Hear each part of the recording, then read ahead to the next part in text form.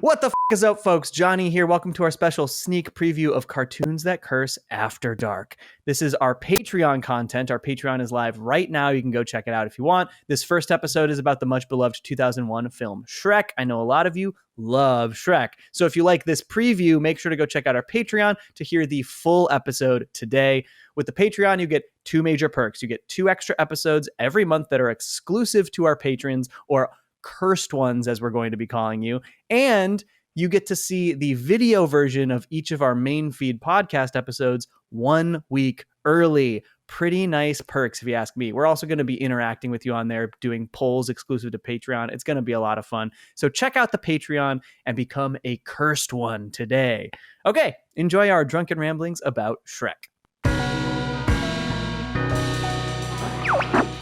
Yeah. Here it goes, boys. Shrek After Dark. Shrek After Dark. We're doing it. Do we welcome. have a cold open combo, or I think we should just talk about it's going to Shrek. be loose. Yeah, it's going to be loose. This is it. We started already. Whatever. This is the podcast. Damn. This is the podcast, you guys. Hearing all of it. Yeah. It's all good. If you're listening, this is our first Patreon episode. We're going to talk about movies, and today we're going to talk about Shrek. It's going to be a little looser here. It's not going to be as structured. We're not going episode by episode. We're just talking Shrek, and we're enjoying beverages while we do it. Yeah. Uh-oh. Instead of Almost spilled my. But cheers, guys. We got Cheers. yeah, Cheers, yeah. everyone.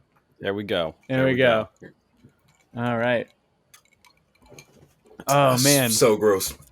Go. Mine's very good. We gotta once we get the Patreon going, we'll have money to buy nice bottles. That's true. For everyone.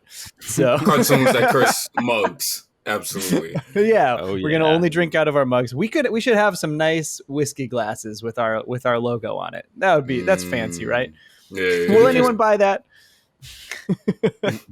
We're gonna play this theme song at some point too, right? It's just we gonna do be have like normal, yeah. I guess. Maybe we should just do it now. I guess. Oh, so. look at that. That was a nice transition. All right, let's just do it now. You throw to it, Johnny. Theme song. I've been watching them for years, it's always been something that fit with all the animated characters that's doing their own bits. With a fry who's in the future and a family guy that sucks. With a father from a hill, a burger family runs amok. The show inspires is the same guy, except he totally say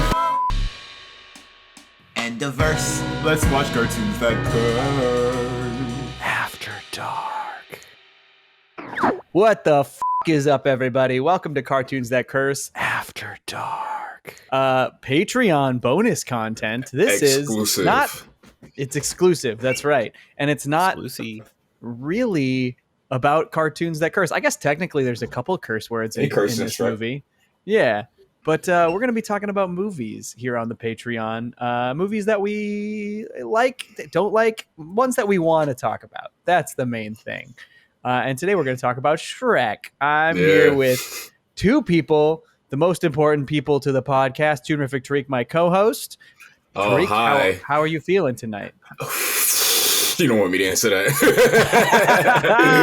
And we're here with Mikey Yunez, producer and editor of the podcast. Mikey, how you doing? You looking green today? I'm looking green. I'm feeling green. Not easy being green, which is I would say the theme of the 2001 film Shrek. Yes, it's not It ain't easy being green. Being green. He had a hard time, man. He did. Shit. He had a hard time. We're here to talk about Guys, Shrek. I just want to say right off the bat, what you have to understand about Shrek is Yeah. that he's green, he's an ogre, and he has layers like an onion. Fam, These are all firmly established. Wait. So what the hell did you tweet earlier today? Because I was like, Mikey, no, not don't do that. It was like, man, that's Shrek. He might be an ogre, but he has character. And it's like, man, stop. No, it was like Shrek may be an ogre, but thankfully he has a great personality.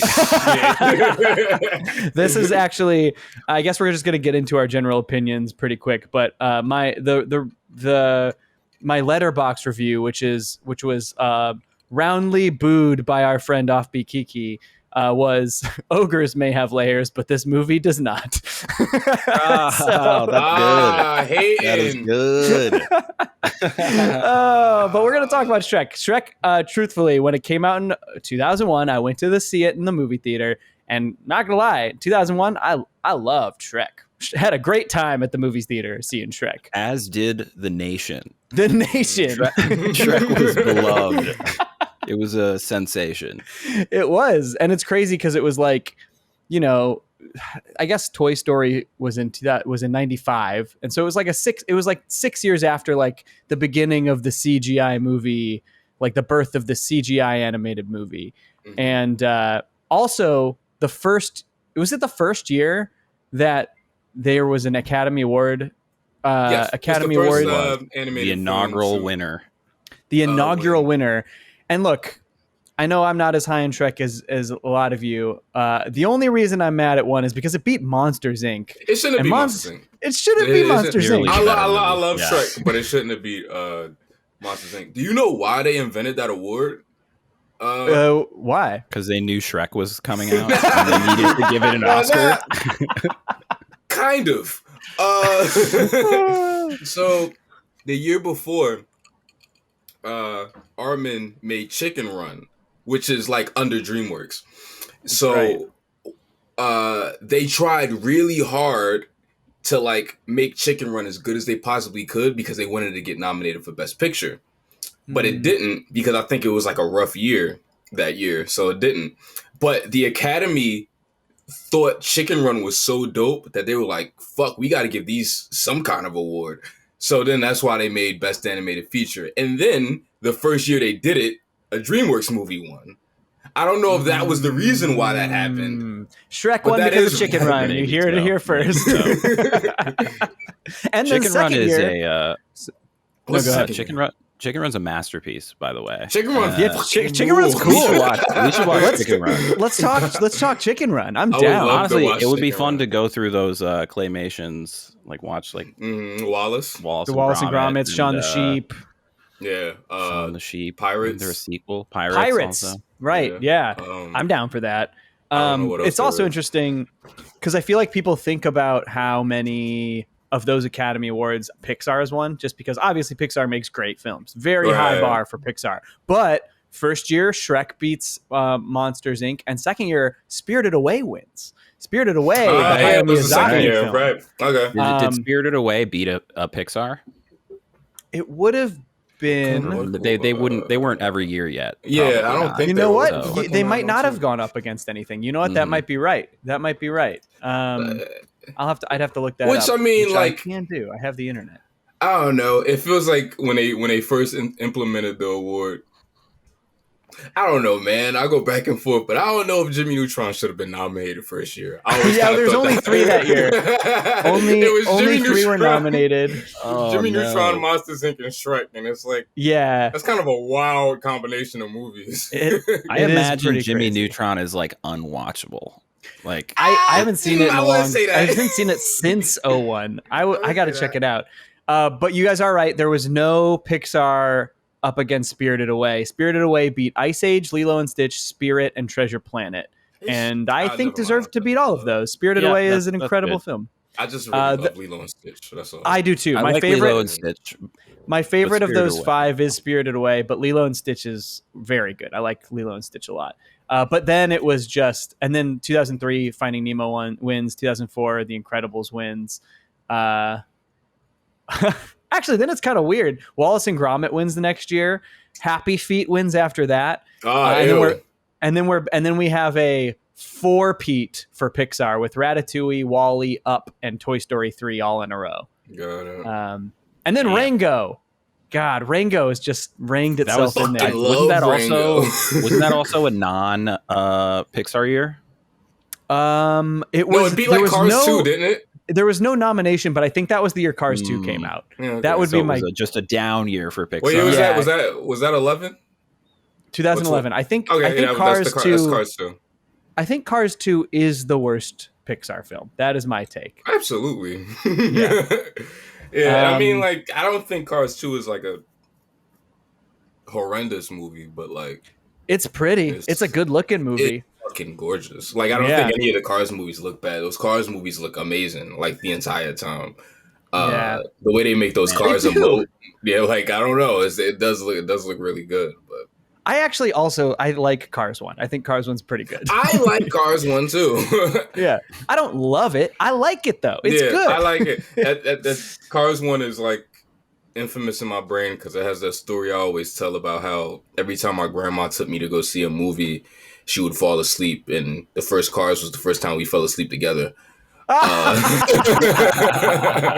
That's amazing. I love that story. Oh man. Well, do you guys want to start talking about Shrek? Should we talk about Shrek? I would love Shrek to. Shrek is weird because it's who was it that was running DreamWorks at the time? Katzenberg?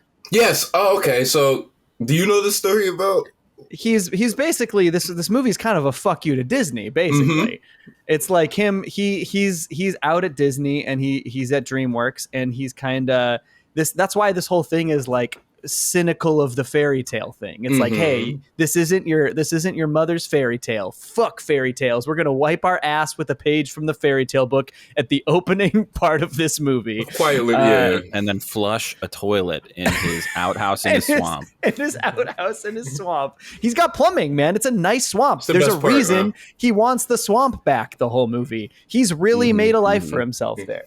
Do you think they were just matters. You think they were like, the audience isn't going to know that he's taking a shit unless we do a flushing noise? It honestly does feel like it was a sound design decision. It feels like that decision was made at that process after everything was animated. They're like, I think we need to sell this with a flush. I think the flush is like might be like the joke. Like I think that might be like, okay, this is what's going to make it funny. If you just see him burst out the fucking outhouse. Let me tell you, I even think like a fart would be better. You know, I would accept that more. Okay, but speaking flushing outhouse. Speaking of a fart, can we talk about how when he's taking his bath in the swamp, he farts and he kills a fish with his fart, and then it's definitely implied that he grabs that fish to eat. Like, why else would he be grabbing that fish? He's eating the dead fart fish. This is definitely a he's drunk eating podcast. The fart fish. What the hell are you? Don't eat the fart fish. Never. They kill so many animals, man. The people who made Shrek do not care about animals. I'm sorry.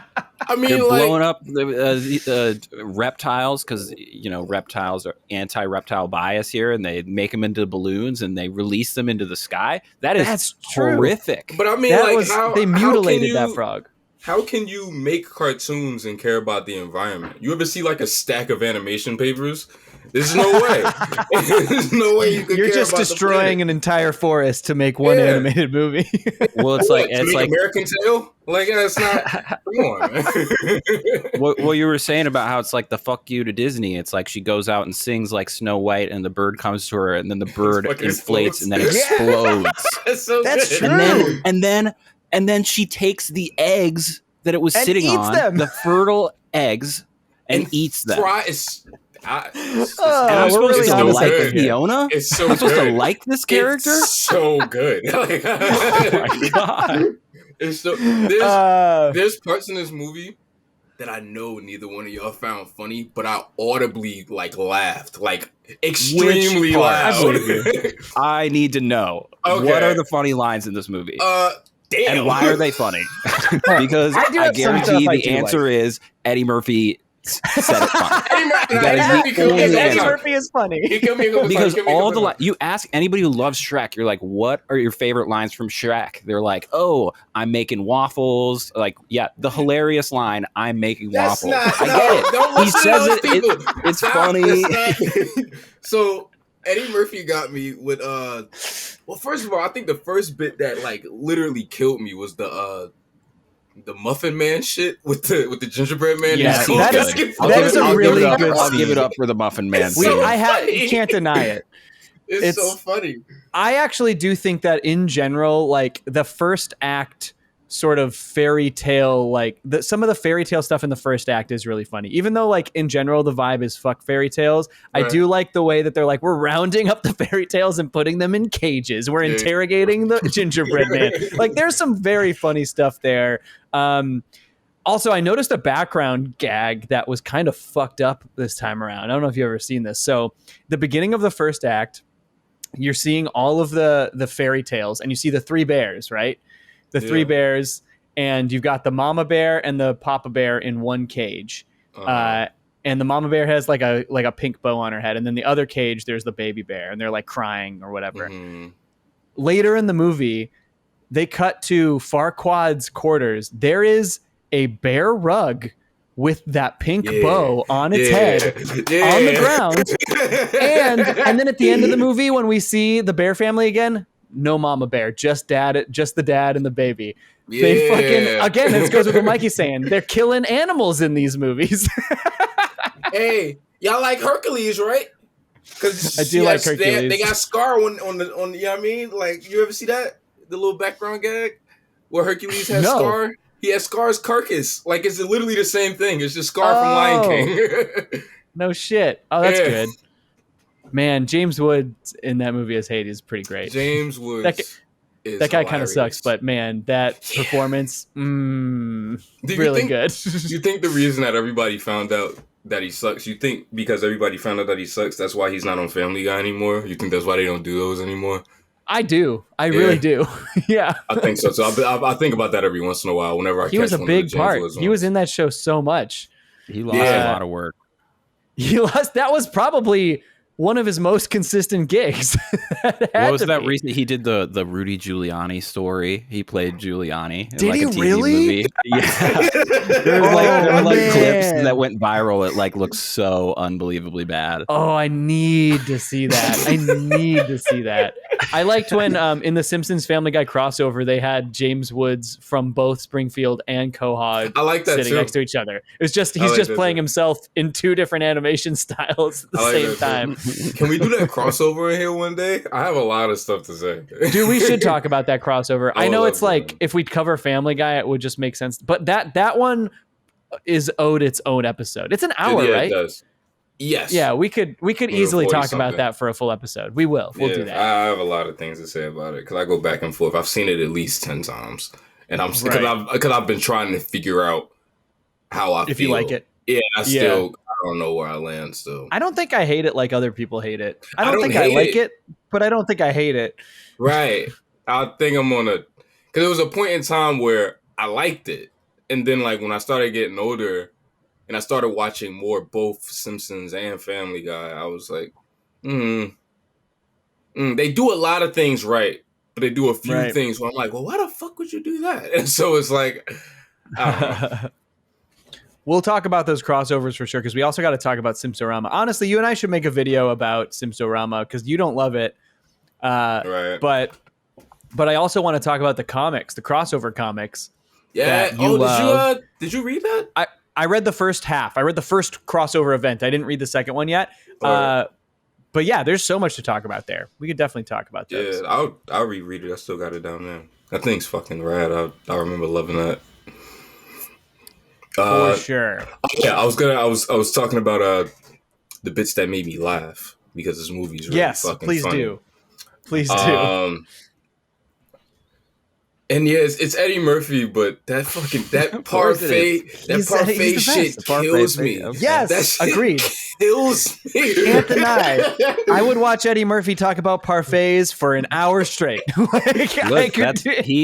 Eddie carries the movie in typical Eddie fashion. I mean, he's so good. You can tell that they just let him do what he wanted in the recording booth. You know, in the same way that like Beverly Hills Cop was written for, Sylvester Stallone and was just a serious movie. And then they put Eddie Murphy in it and he would just do his bits and do his improv. Wow. And then it was a huge hit. I bet Beverly Hills Cops would have sucked if it were like serious. It would have just been like a bland action movie. Right. Exactly. It would have had no cultural significance at all. Oh, I remember the other thing that like literally killed me was It's the shot where they're walking. It's like Shrek and Fiona, and they're walking. And they have like both the balloons in their hands, and then like they playfully shrug each other, and then like Shrek just fucking moshes her, and she like lands on the other side of the floor. Yeah. It's so funny. He just shoves her all the way into the bushes. Yeah. Oh man. I'll tell you the Eddie Murphy line that made me laugh the Let's most. hear it. It was when Fiona asked him to go find the blue flower with red thorns, Mhm. and so he's like looking around. He's like, "Blue flower, red thorns. Blue flower, red thorns. This would be so much easier if I wasn't colorblind." Yeah, it's a great joke, especially because the whole time those flowers are around him, and like I remember I literally that started, and I was like, they're right there, and then he says the colorblind line. I'm like, oh, that's good. That's a good bit. Like he's actively looking for something he cannot see. You know? Yeah, that's good. I think it's impossible to deny how like great Eddie Murphy is in general. He's Like, Oh yeah. he's so good the entire time. Like, yeah. and I think I don't know. They do this a lot with like these CG movies. I feel like the artists like I don't know, maybe watched him record the lines and like mimicked him a little bit while animating, because you can see a little bit of that. But Eddie, just immediately like off the first time he's like on screen, I'm like, oh yeah, I fucking love Donkey. I forgot how much I love. Yeah, honestly, Donkey. even just his opening when they're like trying to get him to talk, and then he gets Tinkerbell sprinkled and he starts flying. He's like, "Now I'm a flying talking donkey." I'm like, that. He's just delivery is good. His delivery is great and everything. They do this. It caught me off guard because again, I'm an adult now, like watching this as an adult. But like there's a dick joke early in the movie where they go to Farquaad's castle and Shrek says, well, maybe he's compensating for something. And he awkwardly laughs and Donkey doesn't say anything. So I wrote down that Donkey doesn't get the dick joke. But then way later in the movie, Donkey's talking to Fiona. He's like, yeah, man, Shrek thinks that he's compensating for something, but I feel like that means he got a little... And then I was like, wait, so he does get the dick joke. Man, you know what's even crazier than a dick joke in this movie? That Farquaad is straight up jerking off to Fiona in the magic mirror. He's like in bed and then asks the mirror to show him the princess. Then he lifts the sheet and looks at his junk. It's so Are you kidding me? It's so fucking weird. Oh my God. It is crazy, like some of the things they got away with in this movie. And it is like, but it's like very much in line with that whole, like, it's very much a like, fuck you to fairy tales. We're gonna like man. It's weird because this movie simultaneously tries to parody and subvert fairy tales, but it also like very much relies on them too. So like ultimately the movie is still a fairy tale. It's almost about Shrek accepting fairy tales, because the beginning he's wiping his ass with them. By the end, he's like, oh, I guess I'm in love with the princess and this is my fairy tale, you know? It's happily ever after. Right. Until Shrek 2. I gotta know, does Magic Mirror have like a code of ethics? Like, he'll just show anything? Like, no, doesn't respect people's privacy? Or does he only have access to specific places? Like, how does he work? Is he like enslaved by Farquaad? Gotta be, right? Because I wouldn't see them doing that like willingly. You know what I mean? Like, it's also interesting. So what fairy tales are they using in here? Are they, and they've all got to be public domain, right? So like theoretically, then Snow White, or at least the Seven Dwarves, are public domain. The mirror, right? Mm-hmm. The mirror is Snow White, and so are the dwarves, which we see in the fairy tale sequences. Yes. There's Goldilocks and the bears. Goldilocks and the Three Bears, Pinocchio, the gingerbread man. They reference Cinderella. Red Riding Hood. Right, Red Riding Hood. They reference Cinderella. I do think it's very funny that Geppetto is literally selling Pinocchio. Yeah, I thought that too. Which I don't know if I paid attention to that as a kid, but I was like, oh, it's literally Geppetto. It's literally Geppetto. And they don't say his name, but he's Geppetto. They work really hard to make him look like the Disney Geppetto, so that's how you associate it. Exactly. Yeah. I thought that too. And then just the idea of like, I mean, it's funny. it's a comedic version of Pinocchio is kind of fun, where it's just like he knows he can't get away with lying, yet he still tries to. You know what I mean? Like that's fun enough. Yeah. Like I like that. But yeah, I guess my issues with this movie lie in Shrek himself. That's Okay, let's my talk big about issue.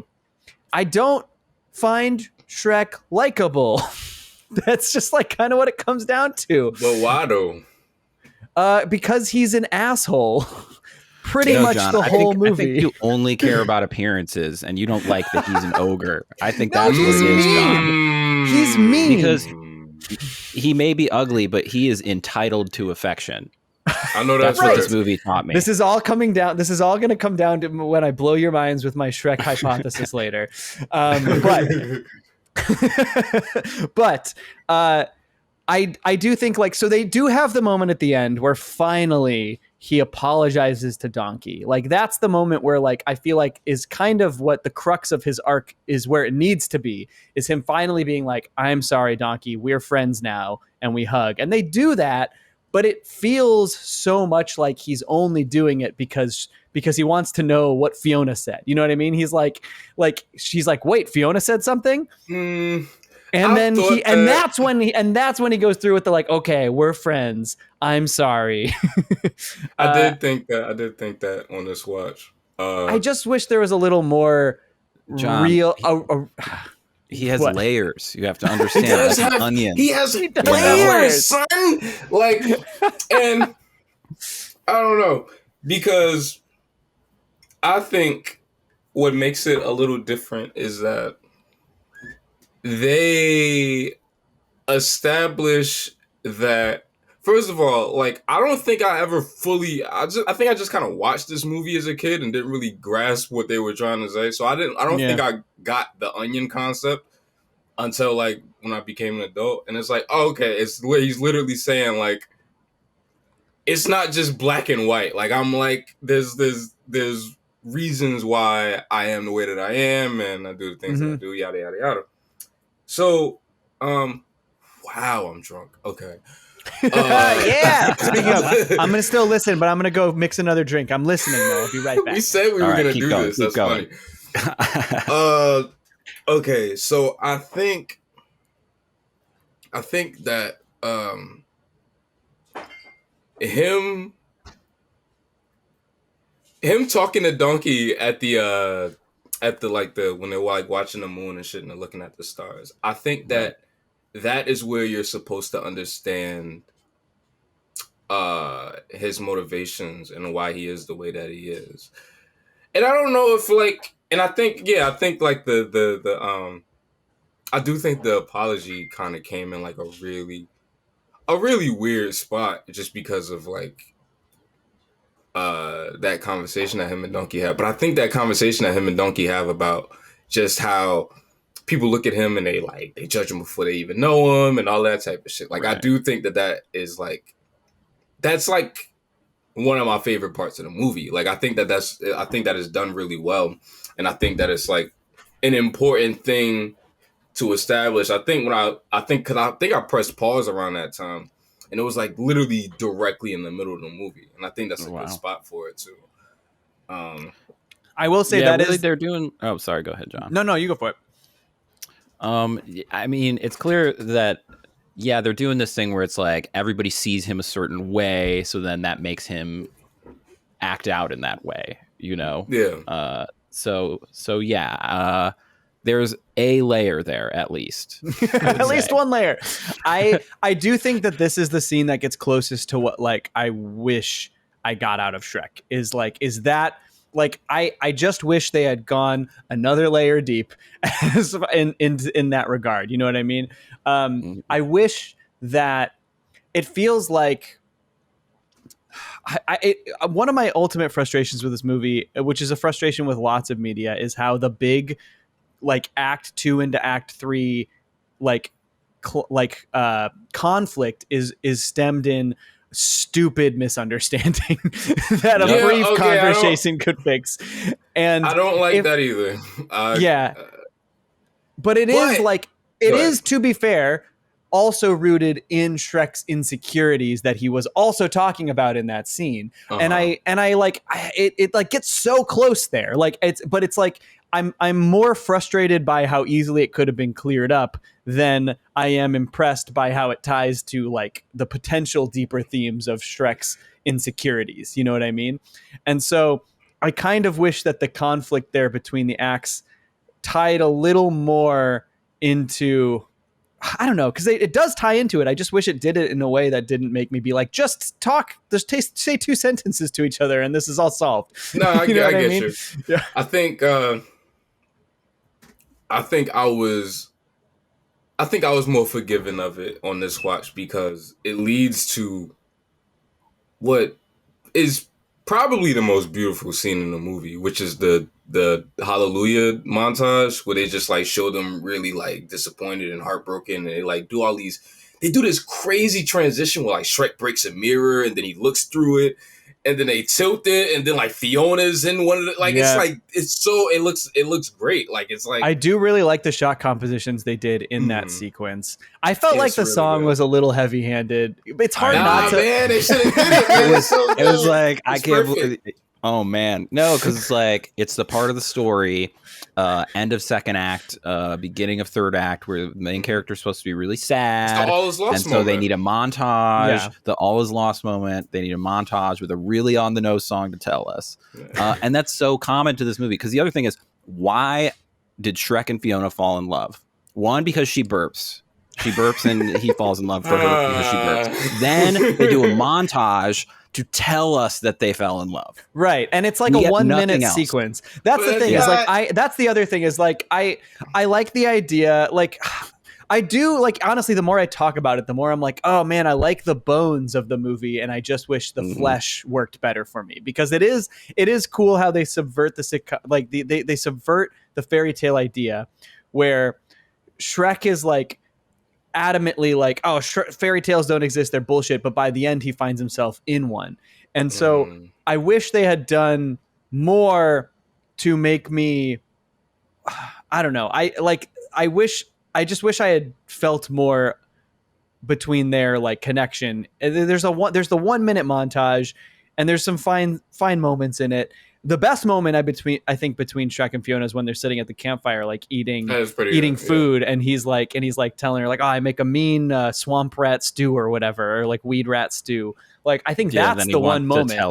Wants to tell her how he feels, but then is like, are you going to eat that? It's like, Yes, he couldn't exactly.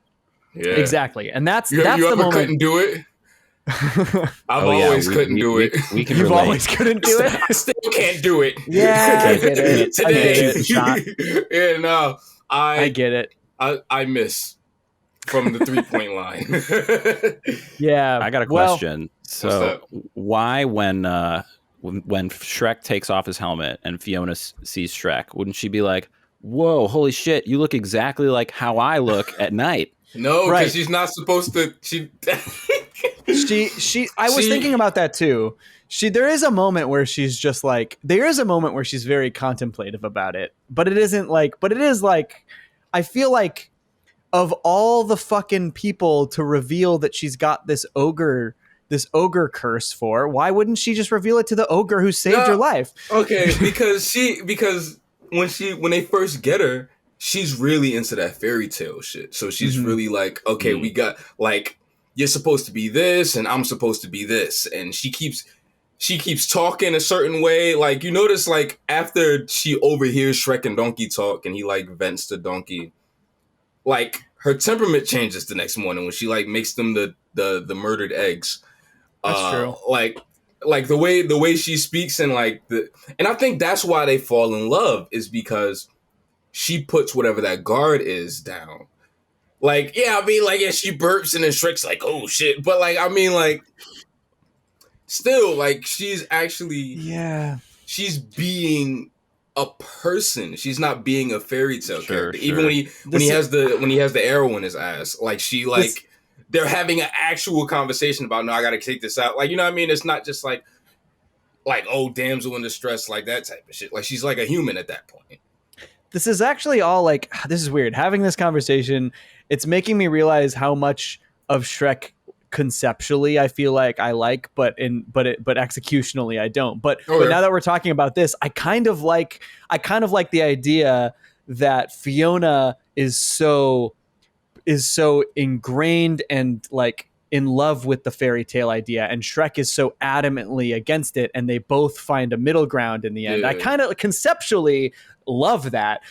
I just feel like I didn't feel it in the movie. You know, I get you. Yeah. But that's, I don't know. You kind of maybe moved up half a point. Yeah. What are the rules of her curse where she turns into an ogre? I think it's the moon. Is it the moon? It's Wait, the moon. What breaks it? Like True Love's would getting The married sun? break it? Yeah, Well, True Love's, it was like, allegedly look- True Love's. So what was the phrase? It was like it's True Love's kiss will take love's true form is the end of the Right, the right, curse or okay. whatever. So they don't specifically say like, oh, when you get, like, she assumes when she's kissed she will be able to be the human forever, but in this situation True Love's form is ogre. It's like kind of the Okay. subversion. So she imagined when she was marrying Farquaad that after they kissed, then she would be human again. Because Right. having the wedding be at sundown, where like a few minutes later she would turn into an ogre, that was a choice. She agreed to that. She was 'Cause it was, specifically like, we need to do it before when he sundown. barged in. She's like, I'll go stand by the window and turn into an ogre now. Like she would have done that in front of all those people. That's true. I'd be like, yo, can we move up that wedding? she you know, was- maybe but- like a but 2 p.m. or something. She's obviously so well. It was the same day. That was the thing. It's Yeah, like I they think come and that- pick I her think up, and that's why, like they had to do it fast. I think that's why she pushed to have it. They were going to have it the next day. Yeah, that's why she pushed to have it on the same day, and that's why she kept like, bro was like reading like the whatever the hell you're supposed to read before you have a wedding. Like he was reading all of that, and she was like, "Can we like speed it up?" Like, you know what I mean? Right. Like, Yeah. Right. Yeah. Okay. That tracks. because because like Johnny said, I think she assumed that like, yeah, okay, when I kiss Farquaad, I'm just gonna say this white girl the whole time, but like, but which, never mind, I'm not gonna get into that. But I was gonna ask, like, is she supposed to, like, cause it's Cameron Diaz, so like, is it? I don't know, whatever. Also, but- so he watches her turn into an ogre, which is an insane development to him, right? That's got to be Right. the craziest thing. His reaction is to say the words, "That explains a lot." No, it doesn't. Does it explain? No, because it would explain what he heard. No, yeah. I guess it I don't explains know. his I would- misunderstanding. 'Cause he heard who would need it love an ogre. verbalized. So that would be like, Yeah. oh, I mean, that's what you meant. he put that together very quickly. Like, I feel like Okay. first step would be like, you just shapeshifted. Explain to me what just happened. I feel like you're not taking into account that they're in like a fairy tale world. It's probably people shape shifting down the street. It's true. There's talking donkeys and stuff. Which, by the way, are ogres human? I don't know Are they what like an a ogre kind is. of human? It's a I don't no. know. I think it's another species, right? And they keep mixing Yeah. up with giants. The whole grind your bones to make my bread. They have the Jack and the Beanstalk references throughout That's the thing, true. Right. Yeah. which I guess is ogre racism. They're like, we're not giants, we're ogres. Ooh. Right? Like it is. There's 2 times in the movie. Ooh. 2 times a giant situation is attributed to ogreism, and he's like, that's not ogres, dude. That's giants. All right. That's right. Which must be frustrating. Can we briefly talk about the fact that this is supposed to be Chris Farley? Sure, yeah, yeah. and I think it solves most of the movie's problems. Agreed. If it is I Chris agree. Farley. Yes. Because we want to like Chris Farley, sweet Chris Farley. He's such a sweet He's so man. lovable. He's so And like, lovable. there's the Yes. clip on YouTube. You can go look up because they had he recorded some dialogue and they did Yeah. animatics for it, and you can find it on YouTube. And it's just him like and Donkey like by a campfire, and he's Yeah, like, they do- You they- know, can I find true love? And you're like, They literally do Chris the best Farley, scene, I yeah. love you. It's the best scene in the Mm. movie. Yeah, They do it with Chris Farley.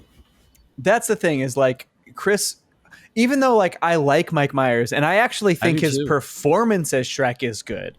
I How does can't. Why is I'm he not. Scottish though? Like he needed to do his No, Mike okay. Myers Scottish thing. Okay, so did you? Okay, as far as I know, I really don't care if anybody corrects me because we are on Patreon and I am drunk. But as far as I know, Mike Myers recorded the entire film as I think himself. that's true. And then they said, "Hey, can you do Yeah, they watched. thing that you They did all in, They all went to see Austin Powers, Austin The Spy Who Powers. Shagged Me, and we're like, wait a second. We You should- did that? Well, he also did a Scottish character on SNL, and then he did. Oh So yeah, I Married if an it's not Scottish, it's crap, right? That's the one, yeah. yeah. and he made So I Married an Axe Murderer, and he plays his father in that as well with the Scottish accent and killed. I think his dad actually is Scottish, and that's why he always loves to do Scottish accent. He's also like, he is so good at so many different accents because that dude's Canadian, and his like Austin Powers hilarious accent, then Dr. Yes. Evil hilarious accent, but not even close. And like he does so many, literally every character he plays in the Austin Powers trilogy, which is Austin Powers, Dr. Evil, Fat Bastard, and Goldmember, all different accents. Every one of them has a different accent, and they're all good. They're all good accents. Yeah, they are. Yeah. Oh man. I'm a like fan. Mike What can I Myers. say? Yeah, like I am a fan. I am a fan of Mike Myers. Well, we should talk about Austin Powers on here. I haven't watched those in wanted to- years. Dude, that would be so I fun. wanted to say that just now, but I was like, man, I'm gonna shut up because that's not a Dude, cartoon. They might you know get what would mad. be good? You know what would be good? An Austin Powers animated series, or get Austin Powers on Archer. You know what I'm saying? Do a crossover. Yeah. Oh, You're gonna kill me. They gotta I gotta do love a spy that. mission together. Oh my God, Archer and Austin, man. I mean, Austin Powers also that like '60s spy pastiche, a very Yes. different kind of version of it, but that would be dope. You're wrinkling my brain right now. I want killing to me see right that. I want to see that real bad. All right, folks, that was our special preview of our Shrek episode, the first episode on our Patreon. If you liked what you heard, make sure to go to our Patreon, patreon.com/cartoonsthatcurse, to hear the full episode. And folks, that full episode, it's 2.5 hours long. You barely got a taste. Thank you for tuning in. We really appreciate each and every one of you. But also, you very much. See you later.